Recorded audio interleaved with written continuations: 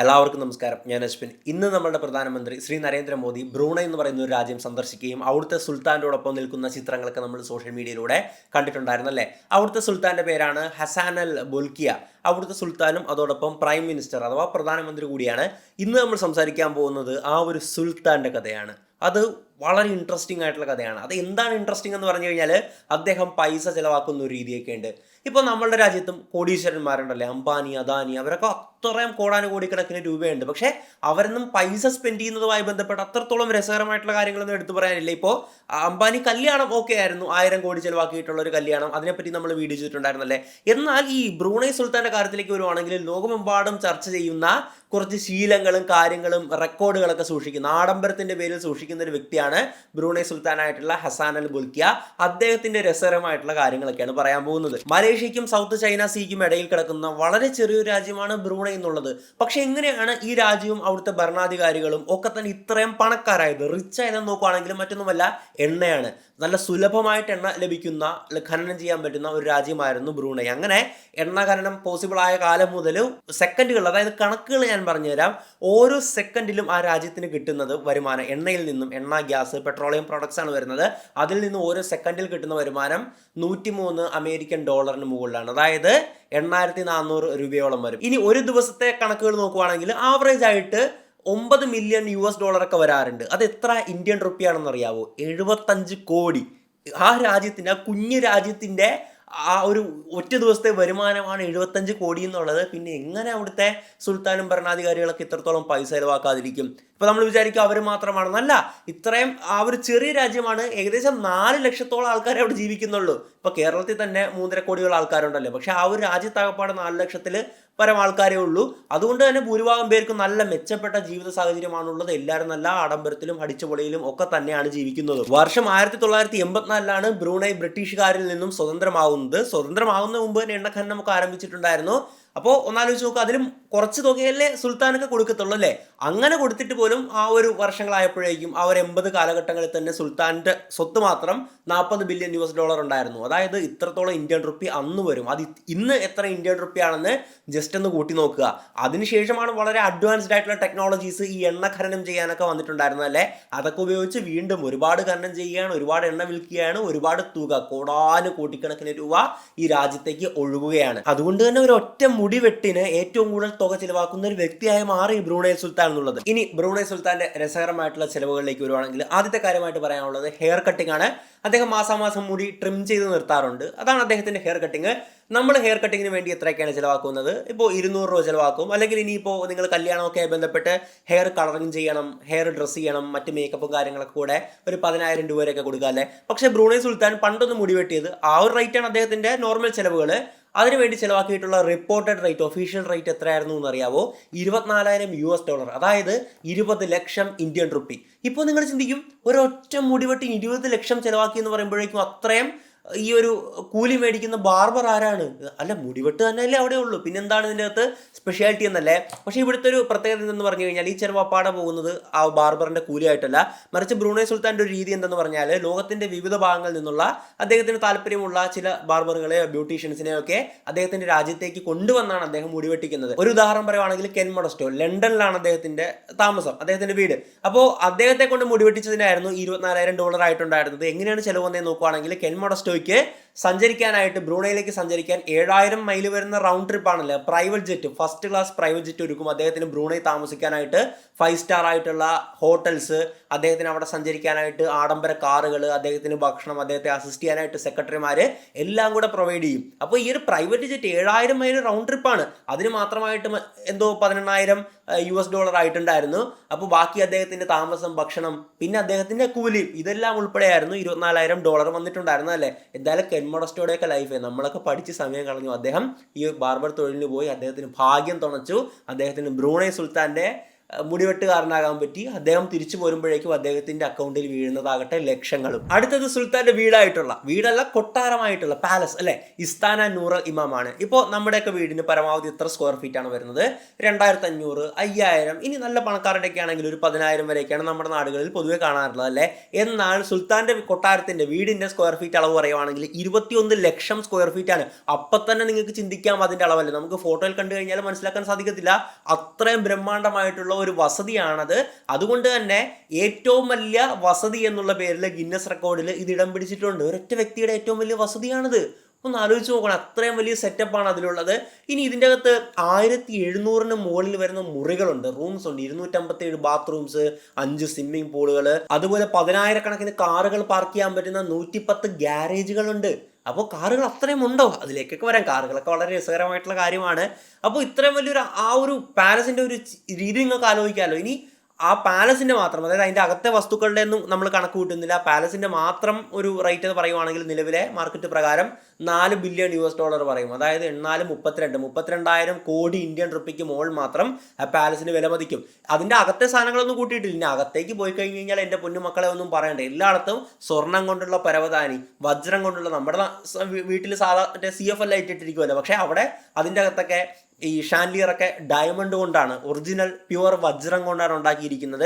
എവിടെയും സ്വർണവും വജ്രവും പവിഴങ്ങളും മറ്റ് അമൂല്യമായിട്ടുള്ള രത്നങ്ങളും ഒക്കെ വച്ചിട്ടുള്ള ഒരുപാട് ഈ ഡെക്കറേറ്റീവ്സ്, ഇങ്ങനെ അലങ്കരിക്കാനുള്ള വസ്തുക്കളൊക്കെ ഇല്ലേ, അത് മുത്തും പൊന്നും പവിഴവും അല്ലെ, അങ്ങനെ ഫുള്ള് വേറൊരു ലോകം. നമ്മൾ പണ്ട് ഈ ആലിബാബയും 41 കള്ളന്മാരുടെ കഥ കാണിക്കുമ്പോൾ ആ ഗുഹയിലേക്ക് കയറുമ്പോൾ ആ ഗുഹയിലെ വിഷ്വൽ ഇങ്ങനെ കാണിക്കുമല്ലേ, സിനിമയിൽ ആനിമേറ്റഡ് ആയിട്ടോ ഗ്രാഫിക്സിലൂടെ ഒക്കെ കാണിക്കുന്നത്, അതുപോലത്തെ ഒരു ലോകമാണ് ഈ കൊട്ടാരത്തിൽ കയറി കഴിഞ്ഞാലുള്ളത്. അപ്പോൾ ഒന്ന് ഓർക്കാമല്ലോ അദ്ദേഹത്തിൻ്റെ എന്ത് ലൈഫായിരിക്കും അവിടെ ജീവിക്കുന്നതെന്ന്. ഇനി അദ്ദേഹത്തിന് ഒന്നിങ്ങനെ ഞൊടിച്ചു കഴിഞ്ഞു കഴിഞ്ഞാൽ എല്ലാ കാര്യങ്ങളും അദ്ദേഹത്തിന് മുമ്പിൽ കിട്ടും. അതൊന്നും പറയേണ്ട കാര്യമില്ലല്ലോ, നമ്മളൊക്കെ എത്ര സിനിമയിലൊക്കെ കണ്ടിരിക്കുന്നല്ലേ. ഇനി അടുത്ത പറയുവാണെങ്കിൽ അദ്ദേഹത്തിന് ഏതെങ്കിലും ഒരു ദിവസം ഒരു അമ്യൂസ്മെന്റ് പാർക്കിൽ, നമ്മളിപ്പോൾ മറ്റേ വണ്ടർലയിലൊക്കെ പോകുന്ന പോലെ അദ്ദേഹത്തിന് പോകണം തോന്നിക്കഴിഞ്ഞ് കഴിഞ്ഞാൽ അദ്ദേഹത്തിന് വേറെ ആരുടെയും പോകേണ്ട കാര്യമില്ല. അദ്ദേഹം തന്നെ ഒരു സ്വന്തമായിട്ട് ഒരെണ്ണം ഉണ്ടാക്കി വെച്ചിട്ടുണ്ട്. അവിടെ റോളർ കോസ്റ്റർ അടക്കമുള്ള എല്ലാ റൈഡുകളും ഉണ്ട്, അദ്ദേഹം അത് ഉപയോഗിക്കാറുമുണ്ട്. ഇനി അദ്ദേഹം സ്വന്തമായിട്ടൊരു മൃഗശാലയും നിർമ്മിച്ചിട്ടുണ്ട്. എത്ര ചെലവ് വരും ഒരു മൃഗശാലയ്ക്ക്? നമ്മൾ ചിന്തിക്കുമ്പോൾ 1 കോടി, 2 കോടി, 10 കോടി എന്നൊക്കെയല്ലേ.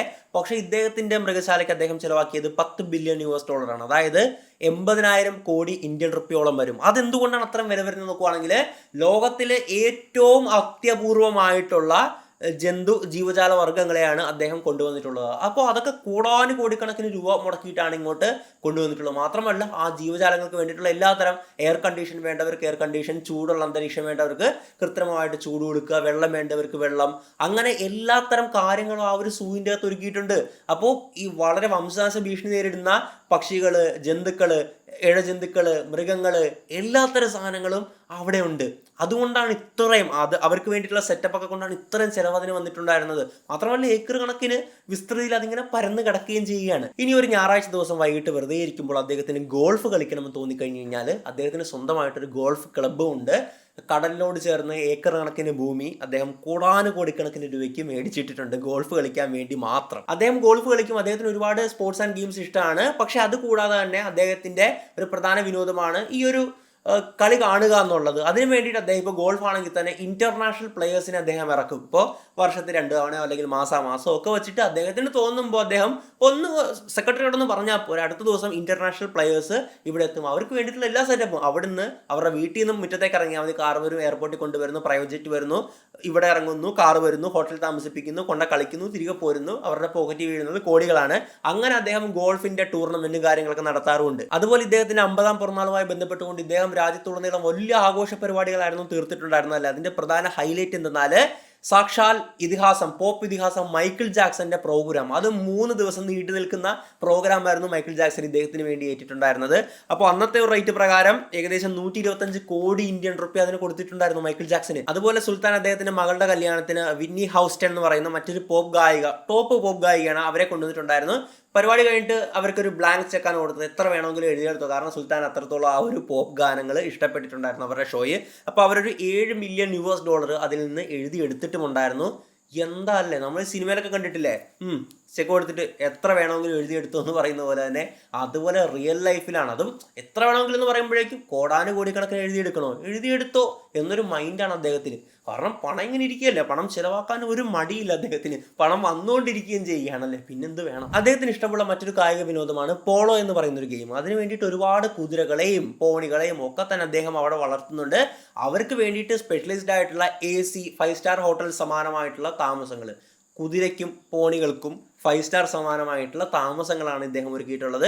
ഇദ്ദേഹം പോളോയിൽ പങ്കെടുക്കാറുണ്ട്. മാത്രമല്ല ഇദ്ദേഹത്തിൻ്റെ പ്രധാന ഒരു ഹോബി എന്ന് പറഞ്ഞു കഴിഞ്ഞാൽ അദ്ദേഹത്തിന് ഇഷ്ടമുള്ള കായിക വിനോദങ്ങളുടെ മത്സരങ്ങൾ കാണുക എന്നുള്ളതാണ്. ഇപ്പോൾ പോളോ മാച്ച് സംഘടിപ്പിക്കാൻ വേണ്ടിയിട്ട് അദ്ദേഹം വിദേശത്ത് നിന്ന് വലിയ ഇന്റർനാഷണൽ പ്ലേയേഴ്സിനെ ഇറക്കും. ഞാൻ നേരത്തെ പറഞ്ഞ പോലെ തന്നെ അവർക്ക് വീടിൻ്റെ മുറ്റത്തേക്ക് ഇറങ്ങിയെന്നാൽ മതി, അവരുടെ രാജ്യത്ത് അവരെ കാറിൽ കൊണ്ടുപോകുന്നു, എയർപോർട്ട് വരുന്നു, പ്രൈവറ്റ് ജെറ്റ് വരുന്നു, രാജ്യത്ത് ഇറക്കുന്നു, ഹോട്ടലിൽ കൊണ്ടുപോകുന്നു, ബ്രൂണൈ സുൽത്താൻ്റെ മുമ്പിൽ ഗെയിം കളിക്കാൻ കൊണ്ടുവരുന്നു, തിരികെ പോരുമ്പോഴും ഇതേ ഫ്ലൈറ്റും കാറ് ഹോട്ടൽ എല്ലാ സെറ്റപ്പും ഉണ്ടല്ലോ. പക്ഷേ അവരുടെ അക്കൗണ്ടിൽ കോടികൾ വീണിട്ടും ഉണ്ടാവും. അപ്പോൾ അവരുടെയൊക്കെ ലൈഫ് തന്നെ എന്ത് അടിപൊളിയായിരിക്കും അല്ലേ. പ്രൈവറ്റ് ജെറ്റിൽ വരുന്നു, കളിച്ചിട്ട് പോകുന്നു, തിരികെ കോടികളും കിട്ടുന്നു. ആഹാ. ഇനി സുൽത്താന്റെ ആഡംബരത്തിലെ ഏറ്റവും എക്സൈറ്റിംഗ് ആയിട്ടുള്ള ഒരു കാര്യമാണ് അദ്ദേഹത്തിന്റെ കാർ കളക്ഷൻ. ഞാൻ പറഞ്ഞായിരുന്നു അദ്ദേഹത്തിന്റെ വീട്ടിൽ 10,000 കാറുകൾ പാർക്ക് ചെയ്യാനുള്ള സ്ഥലമുണ്ടെന്ന്.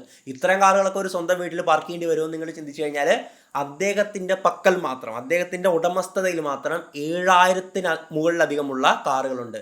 ഈ കാറുകൾ എന്ന് പറഞ്ഞാൽ നിസ്സാര കാറുകളല്ല, ലോകത്തെ ഏറ്റവും വില കൂടിയ കാറുകൾ എല്ലാം ഉണ്ട്. ഓക്കെ, അതെല്ലാം കാണുമല്ലോ. അതുപോലെ തന്നെ ഓരോ കമ്പനികളെ കൊണ്ടും കസ്റ്റം മെയ്ഡായിട്ട് റെയർ ഓഫ് ദ റെയറസ്റ്റ് ആയിട്ടുള്ള, അത്രത്തോളം അത്യപൂർവമായിട്ട് ലോകത്ത് മറ്റൊരാൾക്കും ഇല്ലാത്ത പലതരം വിവിധ കാറുകളും അദ്ദേഹത്തിൻ്റെ പക്കലുണ്ട്. അങ്ങനെ ആ ഒരു കാറുകളുടെ മൊത്തം മൂല്യം എടുക്കുകയാണെങ്കിൽ ഏകദേശം 48,000 കോടിക്ക് മുകളിൽ. ഒന്ന് ആലോചിച്ചു, കാറിൻ്റെ ഒരു വില മാത്രം 48,000 കോടിക്ക് മുകളിൽ പോകുക എന്നൊക്കെ പറഞ്ഞു കഴിഞ്ഞാൽ അതിൻ്റെ അകത്ത് റോൾസ് റോയ്സ് മാത്രം, അറിയാമല്ലോ ലോകത്തിലെ ഏറ്റവും ആഡംബരമായിട്ടുള്ള കാറുകളാണ് റോൾസ് റോയ്സ്. അതിൽ റോൾസ് റോയ്സ് മാത്രം 500 മുകളിലേറെ ഉണ്ട്. അതിൽ ഭൂരിഭാഗവും കസ്റ്റം മെയ്ഡാണ്, ഇദ്ദേഹത്തിന് വേണ്ടി മാത്രം നിർമ്മിച്ചതാണ്. ബാക്കിയൊക്കെ റെയർ ഓഫ് ദ റെയറസ്റ്റ് ആണ്. അതായത് അത്യപൂർവമായിട്ടുള്ള, ഇപ്പോൾ അവർ വളരെ ലിമിറ്റഡ് എഡിഷൻ ആയിട്ട് ആകപ്പാടെ ഒരു 4-5 കാറൊക്കെ ഇറക്കിയിട്ടുള്ള ഉള്ളായിരിക്കും. അതെല്ലാം ഇദ്ദേഹത്തിൻ്റെ കയ്യിലുണ്ട്. ഇതുകൂടാതെ പോർഷെ, മക്ലാരൻ, ഫെറാരി, ബുഗാട്ടി. ഇപ്പോൾ ആൻഡ്രൂ ടൈറ്റ് വന്ന് what colour is your Bugatti എന്ന് സുൽത്താനോട് ചോദിച്ചു കഴിഞ്ഞാൽ പറയും എൻ്റെ കയ്യിൽ ഇല്ലാത്ത കളറില്ല എന്ന് പറയാൻ പറ്റും. അങ്ങനെ എല്ലാ ടൈപ്പ് ബുഗാട്ടിയുടെയൊക്കെയും പിന്നെ ഫെറാറി, മക്ലാരൻ, എല്ലാ ടോപ്പ് കാറിൻ്റെ എല്ലാ വേരിയൻറ്റുകളും അദ്ദേഹത്തിൻ്റെ പക്കലുണ്ട്. ഒരു കാർ ഭ്രാന്തം തന്നെയാണ്. അതുകൊണ്ട് തന്നെ അദ്ദേഹത്തിന് ഇതിലൊരു ഗിന്നസ് റെക്കോർഡുമുണ്ട്. ഒരു വ്യക്തിക്ക് ഏറ്റവും കൂടുതൽ കാറുള്ള വ്യക്തി, ഏറ്റവും കൂടുതൽ കാർ ഓൺ ചെയ്യുന്ന വ്യക്തി എന്നുള്ള പേരിലുള്ള ഗിന്നസ് റെക്കോർഡ് ഇദ്ദേഹത്തിന്റെ പേരിലാണ്. ഇതുകൂടാതെ 24 ക്യാരറ്റ് സ്വർണ്ണത്തിൽ പൊതിഞ്ഞ ഒരു റോൾസ് റോയ്സ് ഉണ്ട്. അദ്ദേഹം ഔദ്യോഗിക സന്ദർശനങ്ങൾക്കും ഒക്കെ അല്ലെങ്കിൽ മീറ്റിംഗ്സിനൊക്കെ പോകുമ്പോൾ ഉപയോഗിക്കുന്നത് ഈ ഒരു കാറാണ്. അദ്ദേഹത്തിന്റെ ഔദ്യോഗിക വാഹനമായിട്ട് ഉപയോഗിക്കുന്ന ഇതാണ്. അപ്പോൾ അതിൻ്റെ വിലയൊക്കെ നമുക്ക് ചിന്തിക്കാൻ പറ്റുമോ, കോടിക്കണക്കിനായിരിക്കുമല്ലോ. ഇനി അദ്ദേഹത്തിൻ്റെ പ്രൈവറ്റ് ജെറ്റിലേക്ക് വരുവാണെങ്കിൽ 1,500 കോടി രൂപയുടെ ഒരു പ്രൈവറ്റ് ജെറ്റ് ഉണ്ട്. മെയിൻ കാര്യങ്ങൾക്കൊക്കെ ഉപയോഗിക്കുന്ന അതാണ്. അപ്പോൾ അതിൻ്റെ അകത്തേക്ക് വരുവാണെങ്കിൽ കംപ്ലീറ്റ് സ്വർണ്ണം കൊണ്ട് നിർമ്മിച്ചിട്ടുള്ള ടേബിളുകളും അതിൻ്റെ മാറ്റുകളും വാഷ് ബേസിനുകളും ഭയങ്കര ആഡംബരം. നമ്മൾ 7 സ്റ്റാർ എന്നൊക്കെ പറയുമല്ലേ. ഇപ്പം ഇന്ത്യ 7 സ്റ്റാറുകളില്ല, പുറത്തൊക്കെ 7 സ്റ്റാർ എന്ന് വിളിക്കപ്പെടുന്ന ഹോട്ടലുകളെ കൊണ്ടെന്ന് തോന്നുന്നല്ലേ. അപ്പോൾ അതുപോലത്തെ സമാനമായിട്ടുള്ളൊരു സെറ്റപ്പാണ് ഈ ഒരു പ്രൈവറ്റ് ജെറ്റിൽ ഒരുക്കിയിട്ടുള്ളത്. എന്തായാലും ഒരു ഒരാളുടെ പ്രൈവറ്റ് ജെറ്റിൻ്റെ അകത്ത് നമുക്കൊക്കെ നമ്മൾ സ്വർഗത്തി എന്ന പോലെ കാഴ്ചകൾ കാണുമല്ലോ, അതുപോലത്തെ ഒരു സാധനമാണ് പ്രൈവറ്റ് ജെറ്റിൻ്റെ അകത്ത് മാത്രമുള്ളത്. ഇതുകൂടാതെ 570 കോടി രൂപയുടെ മറ്റൊരു ജെറ്റ് ഉണ്ട്. ഇനി രാജ്യത്തിൻ്റെ അകത്ത് മാത്രം സഞ്ചരിക്കാനായിട്ട് 4 ആഡംബര ഹെലികോപ്റ്ററുകളുണ്ട്, യാറ്റുകളുണ്ട്. യാറ്റെന്ന് പറഞ്ഞു കഴിഞ്ഞാൽ അറിയാമല്ലോ, നമ്മൾ ഈ ദുബായിലൊക്കെ കാണുന്നില്ല, അതിൻ്റെ ഏറ്റവും ആഡംബരമായിട്ടുള്ള വെർഷൻസ് അദ്ദേഹത്തിൻ്റെ കയ്യിലുണ്ട്. അപ്പോൾ അദ്ദേഹത്തിന് സഞ്ചരിക്കാൻ വേണ്ടി മാത്രം തന്നെ കാറുകൾ, പ്രൈവറ്റ് ജെറ്റ്, അതായത് വിമാനങ്ങൾ, ഹെലികോപ്റ്ററുകൾ, യാറ്റുകൾ, അതായത് എല്ലാ ടൈപ്പ് മോഡും അദ്ദേഹത്തിൻ്റെ കയ്യിലുണ്ട്. രസകരമായിട്ടുള്ളൊരു കാര്യം പറയുവാണെങ്കിൽ എല്ലാ കുടുംബങ്ങളിൽ കാണുന്ന പോലെ തന്നെ മുടിയനായിട്ടുള്ളൊരു പുത്രൻ ഇവിടെയും ഉണ്ട്. ഇദ്ദേഹത്തിൻ്റെ സഹോദരനായിട്ടുള്ള പ്രിൻസ് ജെഫറി ബൊൽഖെയാണ്. പ്രിൻസ് ജെഫറി ബൊൽഖെ ഒരു ദിവസം ഇദ്ദേഹം അവിടുത്തെ ഫിനാൻസ് മിനിസ്റ്റർ ഒക്കെ ആയിട്ട് നിയമിക്കുകയാണ്. പക്ഷേ നിയമിച്ചപ്പോഴേക്കും ഉണ്ടല്ലോ ഇങ്ങേര്, അപ്പോൾ നോക്കുമ്പോൾ സുൽത്താൻ നോക്കുമ്പോൾ ഇതെന്ത് ഇത്ര ചിലവുകൾ വരുന്നത്, അല്ല കാറുകൾ സാധനങ്ങളൊക്കെ ഉണ്ട്, പിന്നെ എന്താണ് ചിലവ് വരുന്നത് നോക്കുമ്പോൾ ഉണ്ടല്ലോ പുള്ളി ഈ അനിയനുണ്ടല്ലോ മേടിച്ച് കൂട്ടിയത് ഒറ്റ ദിവസം മാത്രം $8.4 മില്യൺ ചിലവ് പുള്ളിക്കാരൻ നടത്തുമായിരുന്നു. $8 മില്യൺ എന്ന് പറഞ്ഞാൽ എത്രയാണല്ലേ. അതുപോലെ 3,600 കാറുകൾ ഇങ്ങനെ മേടിച്ചു കൂട്ടി. അതുപോലെ 3,600 കോടി രൂപയ്ക്ക് കാറുകൾ ഇങ്ങനെ മേടിച്ചു കൂട്ടി. 3,684 കോടി രൂപയ്ക്ക് യാറ്റുകൾ, അതായത് ഈ ചെറിയ കപ്പലുകൾ പോലത്തെ, ആഡംബര കപ്പലുകൾ പോലത്തെ അത് മേടിച്ചു കൂട്ടി. പിന്നെ ഒരുപാട് ഡയമണ്ട്സ്, വജ്രങ്ങൾ, എല്ലായിടത്തു നിന്നുള്ള റയറസ്റ്റ് ആയിട്ടുള്ള പവിഴങ്ങളൊക്കെ ഇതൊക്കെ മേടിച്ചു കൂട്ടിയാണ്. സുൽത്താൻ ഇത് മനസ്സിലായപ്പോഴേക്കും നൈസായിട്ട് ഇതൊക്കെ പിടിച്ചെടുത്തിട്ട് പുള്ളി ആ സ്ഥാനത്ത് നിന്ന് ഒഴിവാക്കി, അതായത് തട്ടി ആ സ്ഥാനത്ത് നിന്ന്. അതാണ് പുള്ളി ചെയ്തത്. കറക്റ്റായിട്ടുള്ള കാര്യമല്ലേ. അതായത് എല്ലാ കുടുംബത്തിലും കാണും അച്ഛൻ, ഇപ്പോൾ നമ്മൾ സിനിമയിൽ കണ്ടിട്ടില്ലേ, അച്ഛൻ കോടികൾ ഉണ്ടാക്കി വെക്കും, മകൻ മൊത്തം ദൂർത്തടിച്ച് കളയും. അത് തന്നെയാണ് ഇവിടെ ഉള്ളത്. അപ്പോൾ ഇതൊക്കെ ലോകത്ത് നടക്കുന്ന കാര്യങ്ങളൊക്കെയാണ്. കായികം പോലെ തന്നെ കലയോടും സുൽത്താന് വലിയ ഇഷ്ടമാണ്. പ്രധാനമായിട്ടും ആർട്ട് വർക്കുകളാണ്. ഈ പെയിന്റിങ്സ് ഒക്കെ ഇല്ലേ, അദ്ദേഹത്തിന് പെയിൻറ്റിങ്സ് എന്ന് പറഞ്ഞാൽ ഭ്രാന്താണ്. എവിടെ അദ്ദേഹത്തിന് ഒരു നല്ല പെയിൻറ്റിങ് കണ്ടു കഴിഞ്ഞാലും അതിന് വില കൊടുത്ത് മേടിക്കും. കഴിഞ്ഞ കുറച്ച് വർഷങ്ങൾ മാത്രമായിട്ട് അദ്ദേഹം വിവിധ റയർ പെയിൻറ്റിങ്സ് ഒക്കെ, അത് ചിലപ്പോൾ പുരാതനമായിട്ടുള്ള ചിത്രകാരന്മാർ വരച്ച പെയിൻറ്റിങ്സ് ഒക്കെ ഉണ്ടാവും, ഇതൊക്കെ ലേലത്തിൽ പിടിക്കും. അങ്ങനെ അദ്ദേഹത്തിൻ്റെ ഒരു ഹോബിയാണ്. കഴിഞ്ഞ കുറച്ച് വർഷങ്ങൾക്കുള്ളിൽ മാത്രം അദ്ദേഹം ഏകദേശം 500 കോടി രൂപയ്ക്ക് മുകളിൽ വരുന്ന പെയിൻറ്റിങ്സ് ആയിരുന്നു സ്വന്തമാക്കിയിട്ടുണ്ടായിരുന്നത്. ഒന്ന് ആലോചിച്ച് നോക്കണേ. ഇനി അദ്ദേഹം ഇടുന്ന ഡ്രസ്സ്, വസ്ത്രങ്ങൾ, അദ്ദേഹം ഉപയോഗിക്കുന്ന പ്രോഡക്ട്സ്, അതൊന്നും പിന്നെ പറയേണ്ടതില്ലല്ലോ, നിങ്ങൾക്ക് ഊഹിക്കാവുന്നേ ഉള്ളൂ. ഏറ്റവും കോടികൾ വിലമതിക്കുന്ന കാര്യങ്ങളൊക്കെ ആയിരിക്കും അദ്ദേഹം ഉപയോഗിക്കുന്നത്. ഇപ്പോൾ അദ്ദേഹത്തിൻ്റെ ഒരു വാച്ചിൻ്റെ കാര്യം മാത്രം പറയുവാണെങ്കിൽ അദ്ദേഹം കെട്ടുന്ന ഒരൊറ്റ വാച്ചുണ്ട്, ബാക്കി വാച്ചല്ല, ഞാൻ ഒരൊറ്റ വാച്ചിൻ്റെ കാര്യം മാത്രമാണ് പറയുന്നത്. അത് റിച്ചാർഡ് മില്ലിയുടെ R1506 എന്ന് പറയുന്ന ഒരു വാച്ചാണ്. ആ വാച്ചിന് എത്ര വില വരുമെന്ന് നിങ്ങൾക്കറിയാവോ? ഇപ്പം നമ്മളൊക്കെ നമ്മുടെ നാട്ടിലെ ഒരു പണക്കാരനൊക്കെ ചിലപ്പോൾ 1 കോടിയുടെ വാച്ചൊക്കെ കിട്ടുമായിരിക്കും, 2 കോടിയല്ല. പക്ഷേ ഇത് 20 കോടിയുടെ വാച്ചാണ്. ഇദ്ദേഹത്തിൻ്റെ കയ്യിൽ എത്രയോ വാച്ചുകൾ കാണും, അതിൽ ഒറ്റൊരു വാച്ചിൻ്റെ കാര്യം മാത്രമാണ് ഞാൻ പറഞ്ഞത്. 20 കോടി എന്നുള്ളത് ചിന്തിക്കാൻ പറ്റുമോ? അപ്പോൾ ഇദ്ദേഹത്തിൻ്റെ ലൈഫ് എന്നൊക്കെ പറഞ്ഞു കഴിഞ്ഞാൽ നമ്മളിങ്ങനെ പറയുമല്ലേ, മറ്റേ അത്ഭുത കഥകളിലെ അലാവുദ്ദീനും അത്ഭുത കഥകളും അതുപോലെ കുറേ അങ്ങനത്തെ കഥകളൊക്കെ ഉണ്ടല്ലേ, പെട്ടെന്ന് വരം കിട്ടുന്നു, വലിയ പണക്കാരനാകുന്നു, എത്ര പണം കിട്ടുന്ന ഒരു മാന്ത്രിക ശക്തി നമുക്ക് കിട്ടിക്കഴിഞ്ഞാൽ എന്നൊക്കെ പറയുന്ന പോലെ, അതുപോലെയാണ് അദ്ദേഹം ജീവിക്കുന്നത്. പണമുണ്ട് താനും, അതുപോലെ അദ്ദേഹം ചിലവാക്കുന്നുമുണ്ട്. അല്ലാതെ മറ്റ് പണക്കാരെ പോലെ ലിമിറ്റഡ് ആയിട്ട് അങ്ങനത്തെ രീതിയല്ല. എൻ്റെ പണമുണ്ട്, ഞാൻ ചിലവാക്കുന്നു. നല്ലൊരു കാര്യമല്ലേ? കാരണം ഈ പണം മറ്റൊരു വ്യക്തികളിലേക്കാണ് എത്തുന്നത്. അങ്ങനെ എത്തട്ടെ, ക്യാഷ് ഫ്ലോ സംഭവിക്കണം. ഇപ്പോൾ നമ്മുടെ ഒരു പ്രശ്നമാണ്, മുകേഷ് അംബാനി 1000 കോടി കല്യാണത്തിന് ചിലവാക്കി, എന്ത് മോശമാണ്, 1000 കോടി വേറുള്ളവർക്ക് കൊടുത്തിരുന്നെങ്കിലോ എന്നൊക്കെ ഇങ്ങനെയൊക്കെ പറയുന്ന ഒരുപാട് പേരെ കണ്ടു. ഈ 1000 കോടി അദ്ദേഹത്തിൻ്റെ കയ്യിൽ വെക്കുന്നതാണോ നല്ലത്, അതോ 1000 കോടി അദ്ദേഹം ചിലവാക്കുന്നതാണോ നല്ലത്? ആ ചിലവാക്കിയപ്പോഴേക്കും എത്ര ആൾക്കാരുടെ കയ്യിലേക്ക് ആ പൈസ വന്നു? കാറ്ററിംഗുകാർ, മേക്കപ്പ് ആൻഡ് ബ്യൂട്ടീഷ്യൻ, അതുപോലെ ഒരുപാട് നെയ്ത്തുകാർ, പരമ്പരാഗത നെയ്ത്തുകാരെ കൊണ്ടായിരുന്നു ഒരുപാട് തുണികൾ ചെയ്യിപ്പിച്ചിട്ടുണ്ടായിരുന്നല്ലേ അവർ, അതുപോലെ തന്നെ പന്തല് പണിക്കാർ, പിന്നെ ടാക്സി ഡ്രൈവേഴ്സ്, അങ്ങനെ ഒരുപാട് പേർക്ക് ആ പൈസ, അംബാനിയുടെ കയ്യിരിക്കുന്ന പൈസ ക്യാഷ് ഫ്ലോ ഉണ്ടായില്ലേ സമൂഹത്തിലേക്ക്. ഒരുപാട് ആയിരക്കണക്കിന് 10,000-കണക്കിന് ആൾക്കാർക്ക് ഭക്ഷണം കൊടുത്തു. അപ്പോൾ അങ്ങനെ ക്യാഷ് ഫ്ലോ ഉണ്ടാകണം. പണക്കാർ പണം ചിലവാക്കുന്നതിനെ നമ്മൾ പ്രോത്സാഹിപ്പിക്കണം. അത് മോശമായിട്ടല്ല കാണുന്നത്, അത് തെറ്റായിട്ടുള്ളൊരു അറിവിൽ നിന്ന് ഉടലെടുക്കുന്ന ഒരു ചിന്താഗതിയാണ് നമ്മളുടെ. പിന്നെ നമുക്ക് കുറച്ച് എല്ലാവരുടെ ഉള്ളിലും കുറച്ച് അസൂയ കാര്യങ്ങളൊക്കെ കുറഞ്ഞ് കിടപ്പുണ്ട്. അംബാനി 1000 കോടി മുടക്കി കല്യാണം, അവൻ്റെ അഹങ്കാരം കണ്ടില്ലേ? നമ്മൾ പൊതുവായിട്ട് മലയാളികളുടെ ചിന്താഗതിയാണ്. പക്ഷേ നമ്മൾക്ക് മാറി ചിന്തിക്കാവുന്നേ ഉള്ളൂ. അത് ചിന്തിച്ചതിൽ തെറ്റൊന്നുമില്ല, പക്ഷെ ഇനി മാറി ചിന്തിക്കണം, നിങ്ങൾ അത്രേ പറയാനുള്ളൂ. എന്തായാലും ബ്രൂണൈ സുൽത്താനും അങ്ങനെ തന്നെ ഒരാളാണ്. നല്ല അടിപൊളിയായിട്ട് സ്വപ്നതുല്യമായിട്ട് അദ്ദേഹം ആഗ്രഹിക്കുന്ന രീതിയിൽ അദ്ദേഹത്തിന്റെ ജീവിതം ജീവിച്ചു പോരുന്നു. അദ്ദേഹത്തിന് ദീർഘായുസ് ഉണ്ടാകാൻ ആശംസിക്കുകയാണ്. എന്താണ് ബ്രൂണൈ സുൽത്താനെ പറ്റിയിട്ടുള്ള നിങ്ങളുടെ അഭിപ്രായം? ഇതുപോലെ ചെലവാക്കുന്നത് അത് നല്ലതാണോ, അതോ നിങ്ങളൊക്കെ അല്ലെങ്കിൽ നമ്മൾ പൊതുവെ ചിന്തിക്കുന്ന പോലെ തന്നെ അദ്ദേഹത്തിന്റെ അഹങ്കാരമാണോ ഇങ്ങനെ ചെലവാക്കണം? എന്താണ് നിങ്ങളുടെ അഭിപ്രായം എന്ന് കൂടി കമന്റ് ചെയ്യുക. അപ്പോൾ എന്തായാലും മറ്റൊരു വീഡിയോയിൽ മറ്റൊരു വിഷയമായിട്ട് നമുക്ക് വീണ്ടും കാണാം. Inspiration Madappally signing out.